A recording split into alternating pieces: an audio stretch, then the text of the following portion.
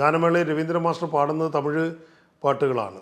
അത് ആരാധകർക്ക് ഭയങ്കര ഇഷ്ടവുമാണ്. എസ് പി ബാലസുബ്രഹ്മണ്യത്തിൻ്റെ പാട്ടുകളാണ് കൂടുതലും പാടിക്കൊണ്ടിരുന്നത്. അങ്ങനെ എസ് പി ബാലസുബ്രഹ്മണ്യത്തിൻ്റെ ഗാനങ്ങൾ ആലപിക്കുന്നത് കൊണ്ട് ഒരു വിളിപ്പേരും ഉണ്ടായിരുന്നു, എസ് പി ബാലസുബ്രഹ്മണ്യത്തിന് എതിരൊളി രവീന്ദ്രൻ.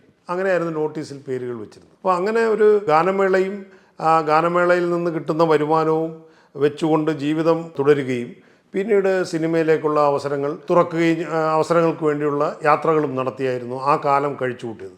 ഇതിനിടയിലാണ് ദേവരായ മാഷിനെ കാണാൻ പോകുന്നത്.